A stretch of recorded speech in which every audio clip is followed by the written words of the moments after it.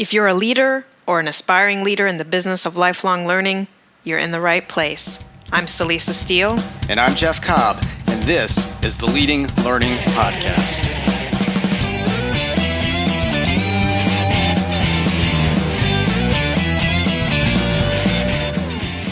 Welcome to episode 127 of the Leading Learning Podcast. In this episode, we talk with David Kurfürst and Chris Zumtobel, co-founders of Think Olio. Stay tuned and we'll make sure you know exactly what Olios are and what David and Chris are doing with them. But before we get to that, we want to be sure to acknowledge our sponsor for the first quarter of 2018.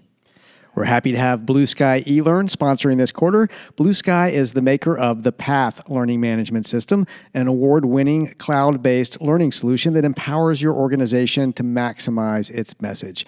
Blue Sky also provides a range of virtual event and instructional services to help you maximize your content and create deeper engagement with your audience. To find out more about Blue Sky eLearn and everything it offers, visit blueskyelearn.com. For our resource for this episode, we want to point you to Think Olio's Chance Operation for Learning. And to get access to that resource, you can simply go to the show notes for this episode at leadinglearning.com/episode 127. Chris and David mention the Chance Operation for Learning at the very end of their interview, and we encourage you to check it out. And it's an opportunity for you to perhaps learn a little, but also I think about the potential for how you might do something similar with the learning assets and resources that you have at your organization. And I think every time we do one of these interviews, it's sort of a chance operation to kind of roll the dice and see what we're going to learn in the process of doing it. So give us a preview. What did you cover with David and Chris, Celisa? Well, I do want to talk about what I covered with them, but I realize I should back up a little bit because when you go to the Chance Operation for Learning, they don't really provide any backstory there. They gave a little bit of it in the interview that you'll get to hear, but basically they're drawing on John Cage, famous composer, and his affinity for chance operations, and they're kind of applying it to the learning resources and assets that they have. So anyhow, just kind of a little bit of inside information to have when you check out that Chance Operation for Learning. And David and Chris and I talked about many things. We talked about how they got started with Think Olio. We talked about how they're a little bit counterculture to what's going on in so much of the lifelong learning field there. They are dealing with place-based education. They are dealing with a lot of lecture type format, not solely. They're they corrected me when I said, these are lectures. They said, well, no, they're olios, and we'll talk about what that term means. They define that for us. But, they're doing some things that are a little bit different. They're committed to really focusing on a small market, to being place-based, and to really relying on good instructors who are known for their teaching. So it was a very interesting conversation. I had a lot of fun talking with them both. They are clearly interested in what they're doing. And I think what's also a little different from so many of the folks that we talked to, they are providers of learning, but in so many cases, the organizations that provide learning are really providing it for an audience that's different than they are. So you might be the VP of Education or Director of Learning at an organization, but the doctors or nurses or the lawyers or the CPAs that you serve, that's not your field. With David and Chris, they are serving themselves in large part, and they got started because they wanted to keep learning. And so they very much are learner personas for those that they serve. So it was a fun, interesting conversation. I think it gives a different look at lifelong learning than one that we typically get from interviewees here. So I think it'll be a nice, different perspective for listeners. Well, I know we were both very struck by what they were doing. We encountered them actually in the Southwest Airlines magazine, which ran a big story on them. And we were both fascinated, and I think it struck that sort of liberal arts chord in our background too, and just what they're doing. Well, it was really interesting. So I'm glad we got the chance to talk with them. You, of course, drew the lucky straw, so you were the one who got to have the conversation. I will say I'm pretty sure it is a first, and I'm betting it may be the last time that we're going to hear about John Cage as an inspiration for the learning initiatives that we cover here. So I'm intrigued by that. I'm intrigued by the whole concept of Think Olio. So without further ado, Well, actually, Jeff, I want to say one other thing because I'm really glad you brought up that Southwest article, because I think anytime lifelong learning makes a cover story on a non-learning magazine, we need to stop and pause. And that's actually what, as you said, led us to David and Chris reaching out to them. So, but again, think about that. They actually got on a mainstream magazine about learning. Very, very good point. That was worth some further ado, I think, to make that point. But now, without further ado, let's proceed with the interview with David and Chris.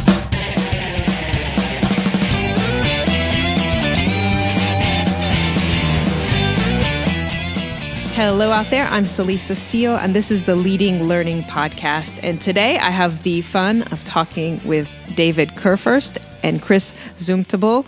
Chris and David are the co-founders of Think Olio, which is a 3-year-old startup that provides for-fee lectures, aka Olios, in New York City on a wide range of topics, from the problem of evil to David Lynch's Mulholland Drive to universal basic income to Afrofuturism and much, much more. So Chris and David, welcome to the Leading Learning Podcast. Hi. Hey, thank you for having us. And so to start things off, since I just gave a really brief sketch of Think Olio, I want to give you guys a chance to say a little bit more. What else would you have listeners know about Think Olio, your origins, and what you're doing now? I think that was a pretty excellent introduction. Very well said. And you chose really cool Olios to highlight. So well done. I'll just piggyback off that. So this is David speaking, by the way. But so Think Olio is a collective of lifelong learners. That's how we think of ourselves these days. And we pop up in all sorts of different venues with professors to hold provocative and thought-provoking events, which you mentioned we called Olios. And we try to keep them accessible, and all of our classes are the price of a movie ticket. Chris and I have sort of taken inspiration from both the good and bad experiences we had during our school time. And, you know, so we take a lot of inspiration from the great classrooms we were a part of, but we're also very mindful of all the excess and the bureaucracy that came along with higher learning and sort of got in the way of our experience there.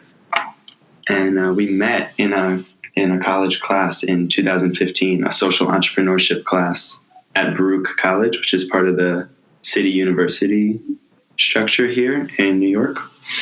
And the final project of that class was to pitch an idea for a sustainable venture that we wanted to, you know, possibly pursue. And I had like the rough sketch for Olio in my mind at that time.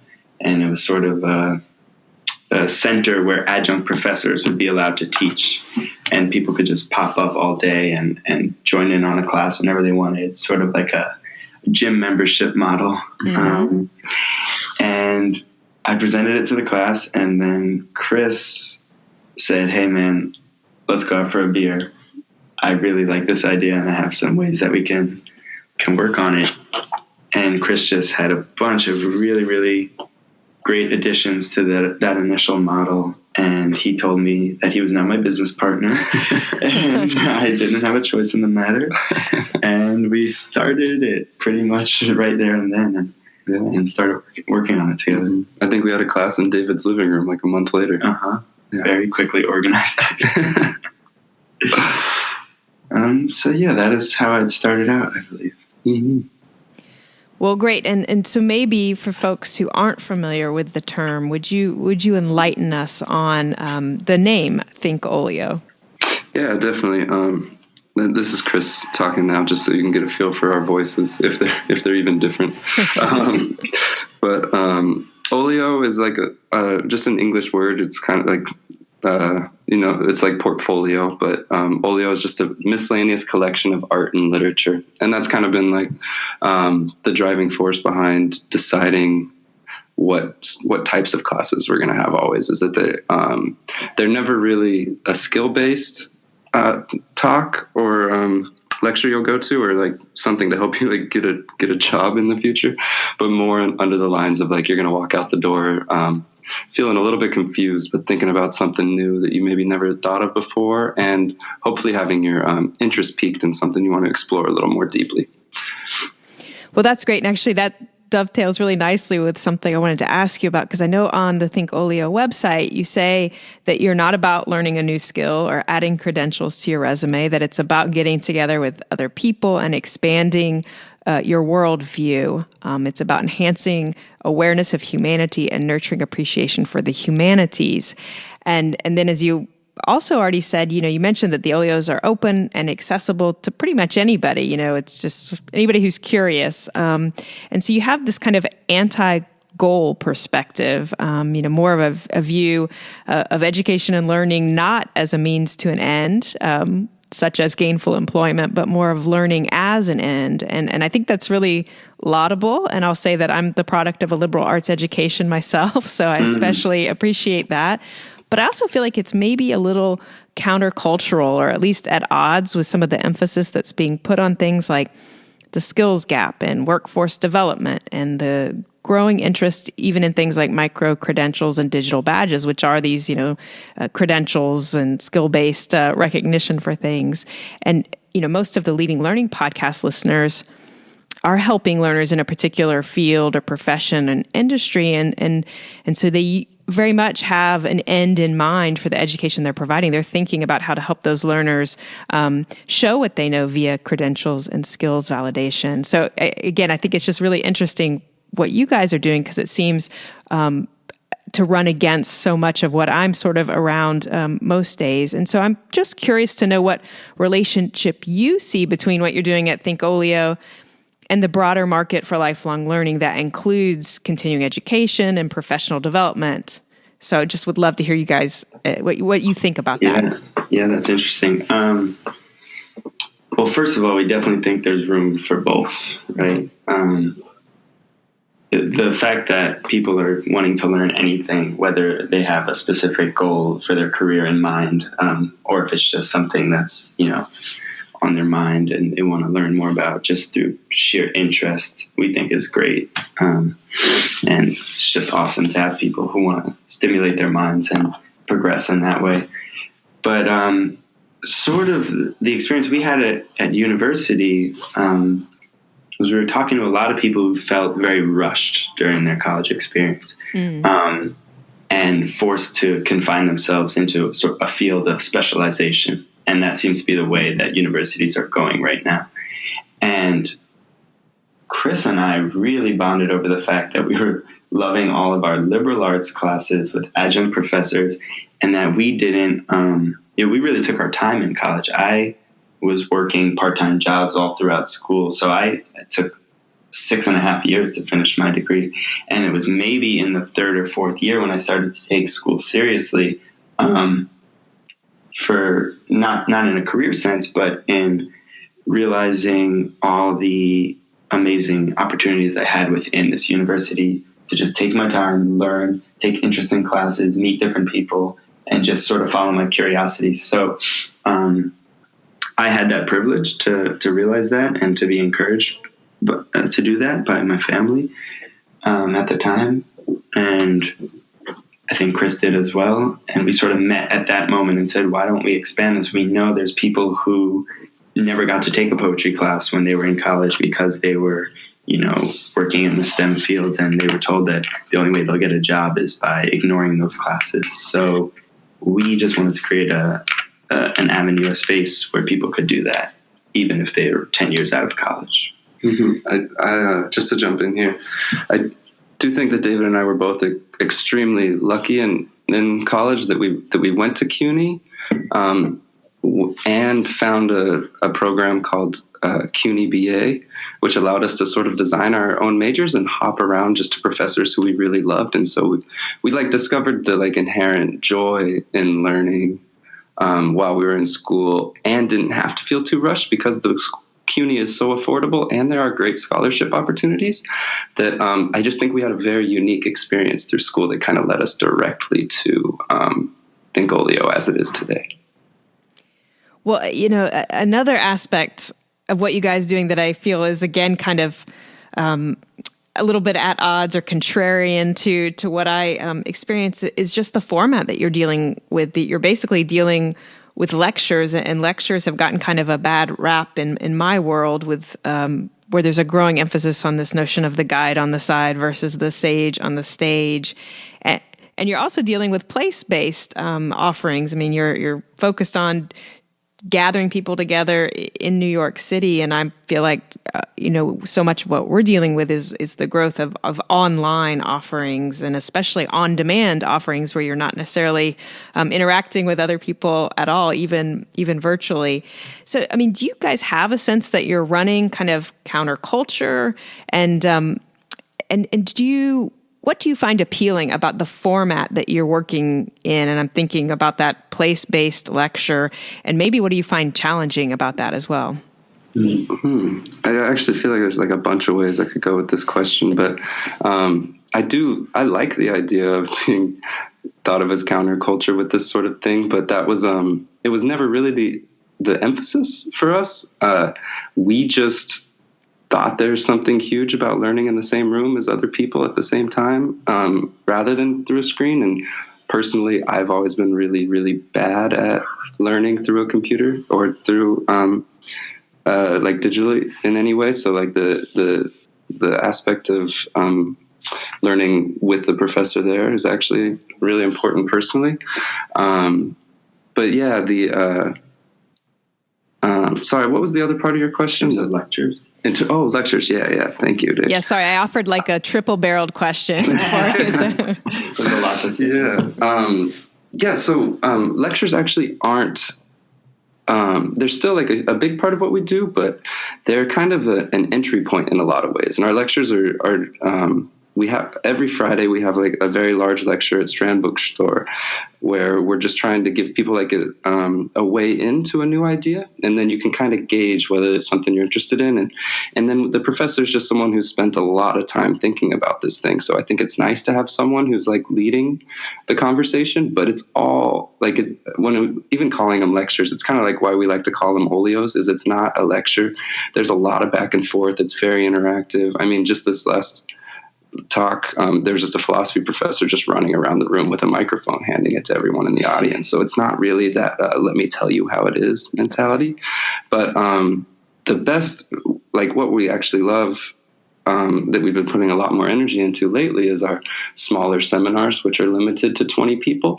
And it's they're held on a recurring basis. So they're usually in groups of 4, and it's the same professor with the same group of 20 to 25 people each week.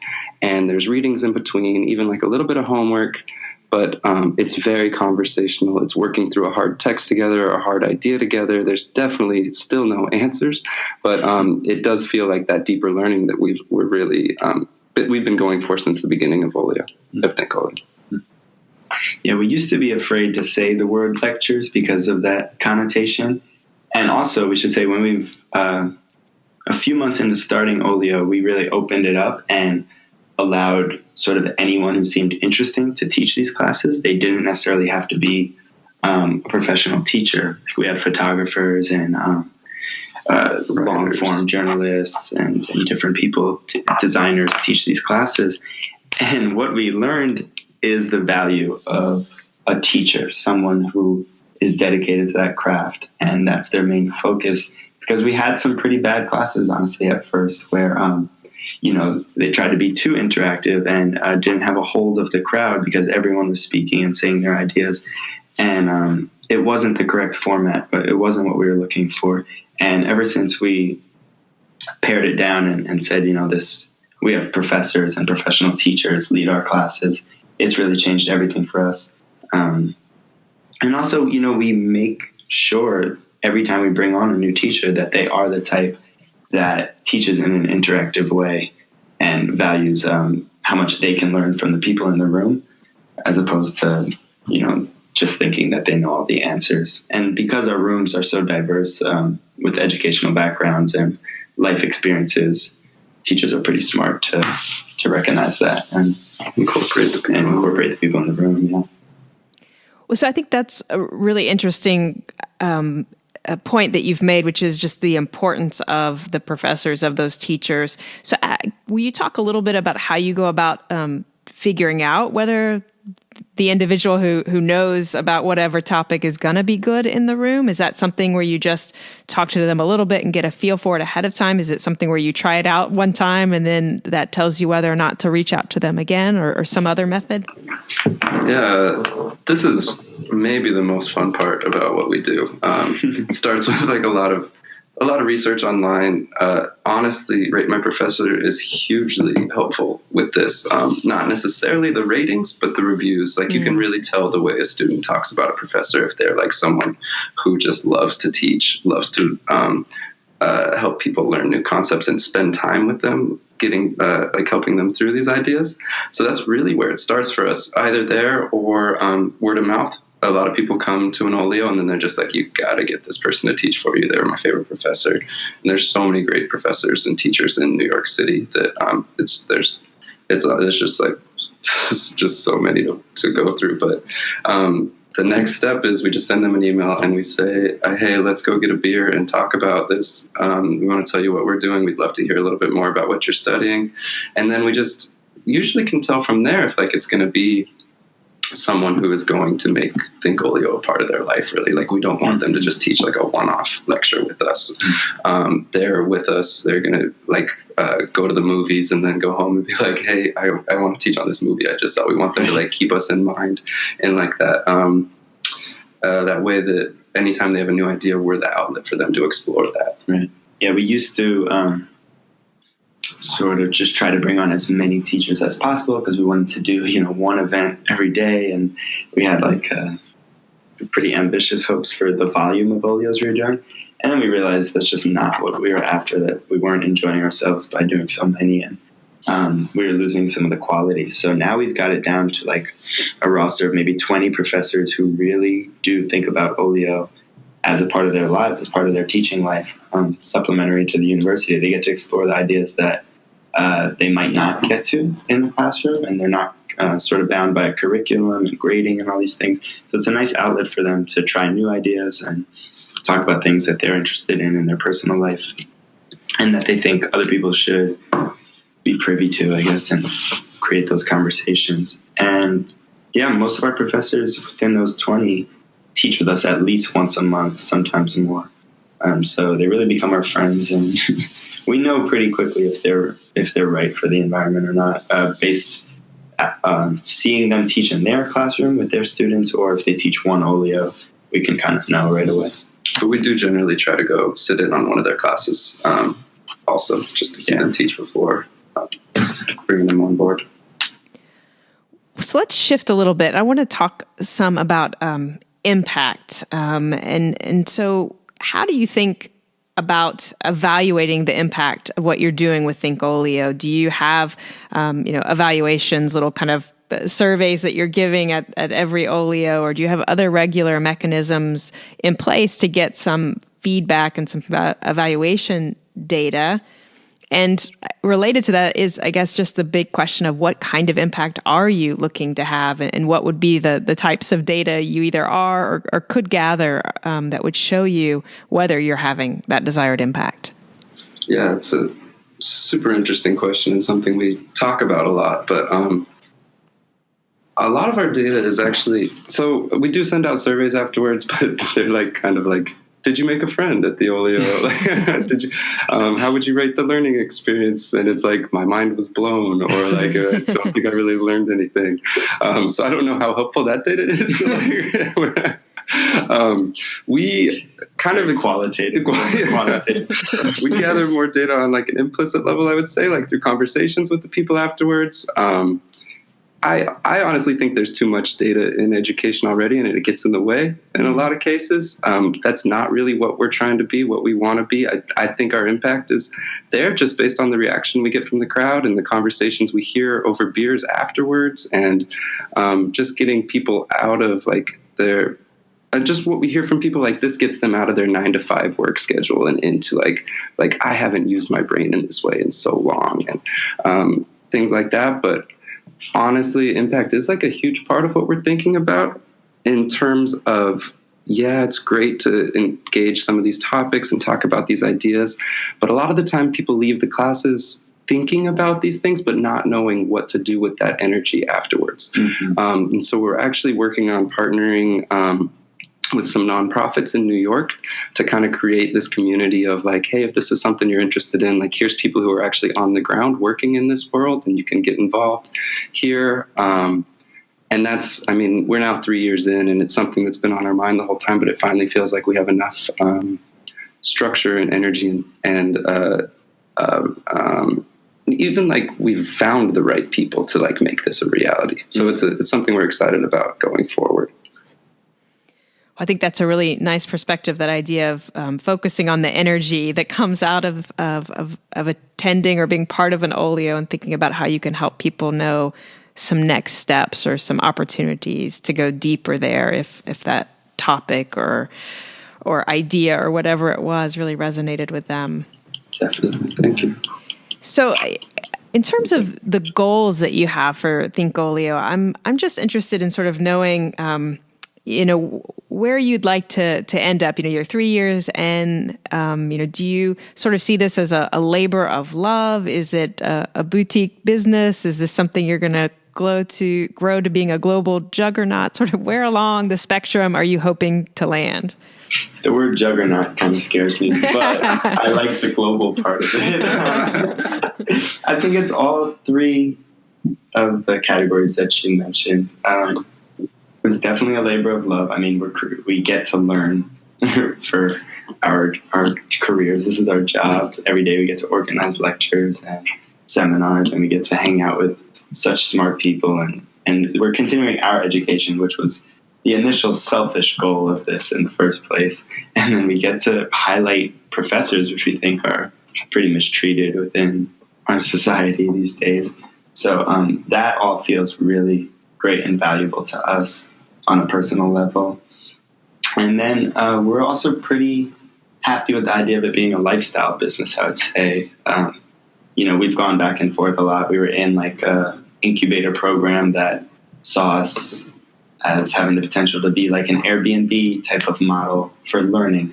And that's when we were talking about, trying to do 30 to 40 Olios a month and get as many teachers as possible. But we sort of just listened to ourselves at that point, and I guess listened to Think Olio and saw what it wanted to be. And really people were much more excited about coming to one of these a week or two of these a week and letting them resonate and not rushing through them. And but we do want to create the tools. Now that we've been doing this for 3 years, we want to create the tools so that other people can implement them in their cities, because we think we have barely scratched the surface of New York within 3 years. So it's hard for us to like take our attention off of this city and go someplace else. But we think it needs to exist elsewhere. And so there's plenty of people who are capable of doing what we're doing. And we're sort of working on the systems right now that would help others start it in their communities. And it would be really interesting to see what shape that takes in different parts of the world. So a Think Olio franchise coming soon to a city near all our listeners. We're working on it. Anyone's We're trying. Yeah, we're done with the Airbnb. We want to be the McDonald's. Well, so you're talking about kind of that, you're staying more focused in New York, at least, you're for the two of you, for Think Olio as it exists now, but with this idea that it does have potential for other locations. And so you want to provide those tools for others. I know a relatively recent move you've also made is to a membership model. And so I would love to hear you guys talk a little bit about what prompted the move to membership. Yeah, there's a bunch of reasons. First of all, like just thinking of it in terms of it's exciting that the organization is just Dave and I making all the decisions all the time, but also just because we can move so quickly with that structure. But at the same time, we don't think we should be the ones making all the decisions all the time. So with this membership model, it really allows us to kind of probe our committed members and really get some feedback on like, hey, what seminars do you think we need next? Hey, like what areas are we really lacking in our curriculum? Like what kind of professors do you think are missing from our roster? So those sort of things, it's really helpful. But it also,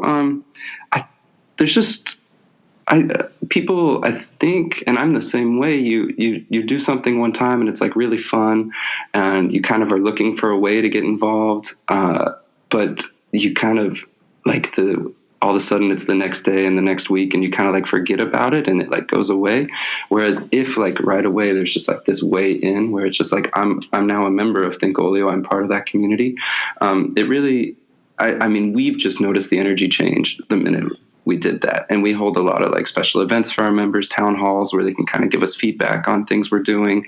It just feels like more of a organization now that isn't just like Dave and I just like, should we try this? Should we do this? It's like, the structure's been very helpful to us, I would say. Yeah, and people just, I think, get a lot of excitement about becoming committed to something like this. Like Chris said, it just captures the energy you have at that moment and gives you some momentum to keep going with it. And yeah, we've seen like our community really start to take more of a solid shape after we made that move.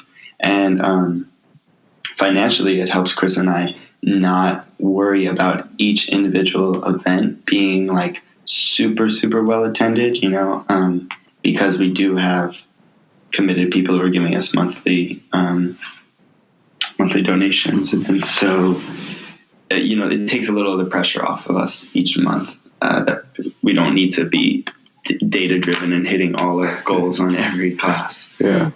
No, yeah, we like to say that we transitioned to being member driven, which means that it's not just that we're sustained monthly by the contributions from our members, but they're also driving the decision making behind what we do going forward. And, it's been a really exciting move for us, and it's like feels like we became a new company when we made that decision. Well, and I think you guys are already beginning to get into this, because one of the other things I wanted to ask about is we've talked a little bit about some of the basically strategic decisions that you've made over the past 3 years as you've been figuring out what Think Olio is and wants to be. And so I was curious to know about how you've set strategy. How did you decide what you did and what you didn't do? And now it seems with this move to the membership driven approach, you're probably facing or potentially facing a shift in how you've set strategy. So could you talk a little bit about strategy in the past and then kind of strategy going forward for Think Olio? Yeah. It's actually really funny. Like if we think back to our very, very, very first meetings about Think Olio, I don't even know when did we come up with the name? Like that was like just randomly in the staircase. Yeah, I remember where, but not when. Yeah. So funny. Yeah, when we first had the meetings with like the professor who taught our first class, Michael Haltenberger, who was an adjunct at Hunter College and one of David's professors, where we are right now with Olio is almost exactly what we talked about that day. I feel like he was pitching us just like a 4-part seminar on Kurt Vonnegut's Cat's Cradle. And we were just like, whoa, I don't know if we can get people to sign up for 4 classes. They don't even trust us to do anything yet, I don't think. Like, right. What if they'll be like, yeah, so. It's taken us 3 years to get to our initial idea. And we've gone in so many strange directions throughout these 3 years and tried so many different things.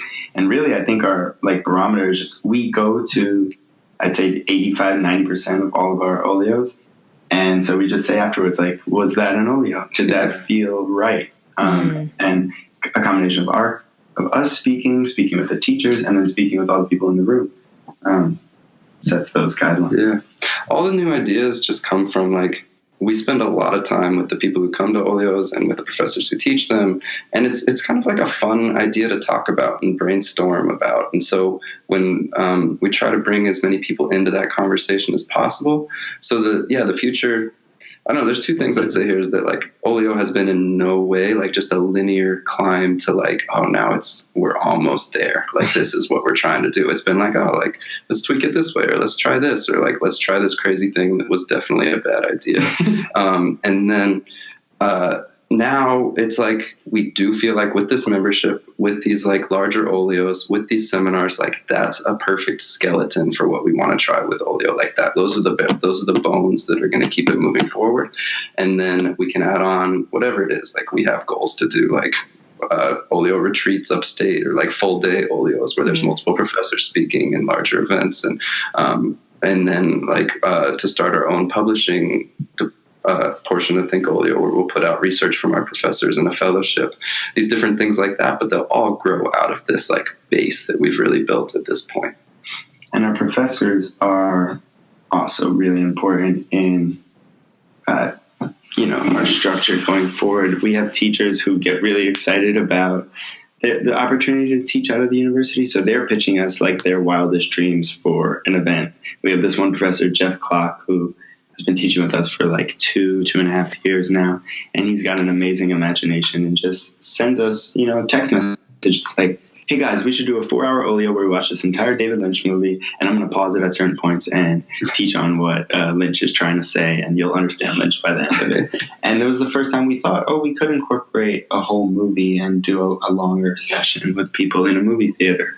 And then that same professor also pitched us an album listening Olio, which has led to us doing more of that, where teachers are bringing vinyl players to the Strand bookstore, and we listen to a whole Talking Heads album and break that down. And so it feels like there's so much more we can do in terms of learning styles and structures, and we're becoming less inhibited about that, the different ways that we can learn, and our teachers are as well, and moving towards a less passive approach to learning is a big goal right now.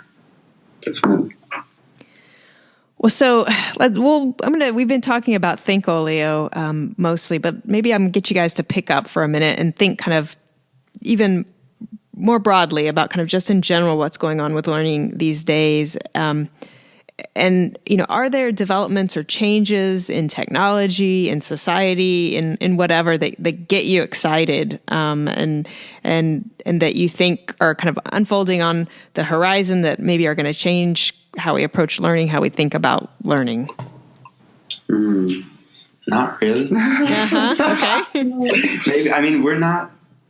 I don't know if we're in that world enough to speak about it. Yeah, we're not really paying attention to that, honestly. I think we're like, I guess that's why he called this counterculture, but we like the idea of like Socrates sitting by a tree and just like learning face to face and exploring these things.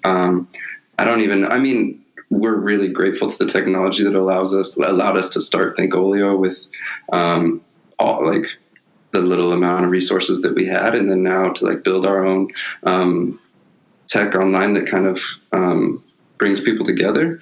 But I honestly don't know too much about like what tech and education in general do. No, it does just excite me that anyone globally now can, join in on a lecture on YouTube or share their own ideas and have like a committed audience for these conversations. But it does feel like a separate world from us. Like we're taking a very slow, non-tech based approach to this world. And it's just the route that we're on right now. Mm-hmm. I do think there's exciting things happening. I'm sure there are. It's not what we're experts on at all. We're not necessarily against it. We just aren't as aware of it. Well, fair enough. Yeah. And so the next to last question is, it's going to be one that focuses on your own personal learning, and I would like to hear from both of you. And so if you can just think about, since you left college, what's been one of the most powerful learning experiences that you've been involved with? There are many to choose from since we're in this field now. One that always stands out to me that just went through my head when you asked that question was taught by a professor named Monica Marino, who's an educator at the Brooklyn Museum here. And she taught an Olio where we went to one floor of a museum, went to one exhibit, and the class was an hour and a half long, and we sat in front of one painting for the entire duration of that session. And it changed my entire approach to going to museums and bouncing around from room to room, painting to painting, trying to just absorb everything and in sort of like a consumptive way. And this taught me how to appreciate one thing and sort of get everything out of it that I could in that moment. And, she gave us some of the history behind the painting, but really allowed us to fill in the blanks. And it was like we were teaching ourselves throughout that hour and a half. And it changed my ideas on pedagogy and really just how to experience art in that one session. So that definitely had a big impact. No, that one has still really even changed the way I walk into museums and will look at a piece of art and back away from it, stand really close to it, go a little bit to the right, a little bit to the left, like how many different angles you can look at art. I think that was called Senses of Sight, right? And it was this, it was really cool. But my experience is actually on a totally different page than Dave's. I'm going to say mine was actually Buffy the Vampire Slayer and feminism. And it actually is, Jamie Warren taught that class, and I think it was actually at a rock climbing gym. But she talks about the character arc of Buffy the Vampire Slayer as a way that Joss Whedon, the creator, was like learning feminism for himself. Like he realized throughout the whole like first half of the series, he was creating like kind of like this like liberal version of a feminist character. Whereas like towards the end, he was like embracing this idea of like Marxist or radical feminism that was really, really powerful. Not only in that I just went home and binge watched all of Buffy the Vampire Slayer, but it also helped me to, it's like defined my understanding of feminism in a lot of ways. It was like a great metaphor that you can apply to other parts of the world. With the art museum example that you both commented on, I mean, I think that just feeds back with what we were talking about earlier about kind of your affinity for slow learning, that it's just this appreciation, this being willing to go deep, which does, I think, feel perhaps unfortunately a little counterculture these days where we're sort of rushed from one thing to the next thing and never really spending much time. I agree. So my final question is just if listeners want to know more about Think Olio, where should they go? They should come to an Olio and come meet us. That would be the best. But if you're not in New York, hopefully we'll be in your city soon. Our website is just thinkolio.org. On Instagram and Twitter, we're think.olio. I'm sorry, on Twitter, we're actually What is Olio? Instagram, we're think.olio. And we post a lot of live updates. We do some live streaming on Instagram through the stories. And now on our website, we have Chris built this cool thing called a chance operation for learning, which is inspired by John Cage. I'll let Chris talk more about it. But we do little 3-minute highlights of our classes on there so people can get a feel for the teachers. On Strand Bookstore's YouTube page, they have a lot of our Olios filmed, which are longer in length. Those are about an hour. So you can go there and get a feel for it. Send us an email at either Chris or David at thinkolio.org, and we'd love to talk to you. Anything else, Chris? That's great, yeah. Talk about John Cage? I always would love to talk about John Cage. I guess just because we kind of brushed out the chance, it's like we're thinking of it as like a chance education video player, really. It's just like little snippets of our different classes, and it's a chance to kind of poke your head in and see what we're doing. But we really, John Cage kind of talked about he thought education actually happened when like two random things brushed up against one another, and it wasn't really like what you were trying to do or what you were like going after, but it was just like a random encounter. And he actually, when he taught at Black Mountain College, would just like teach a lot of his classes in the cafeteria and not even make it to the classroom, and just like kind of like let people talk to him and talk to other people. And that, I think, embraces a lot of our approach to learning. It embraces a lot of those ideas where it's like not necessarily about the goal you go into it with, but kind of being open to chance and open to new ideas, which, I mean, I think our members are really embracing that by just saying, like, they have no idea what kind of classes are going to come up the next month because it's always completely different. But they're kind of committing to, like, hey, I'm going to show up next month and just see what's going on. And I think that's important to education, this kind of miscellaneous idea of, like, knowing a little bit about a lot of things. And there are a lot of through lines between everything anyway. And so it's not just, I don't think it's futile. I think it's pretty helpful to kind of have these mirrors. So, everybody should read John Cage. Watch his lectures, just listen to his voice. Yeah. Well, guys, thanks so much. I've really enjoyed the conversation, and best of luck to both of you with Think Olio going forward. Thank you, Celisa. This was really fun to talk about this. Yeah, thank you. That wraps up our interview with David and Chris of Think Olio.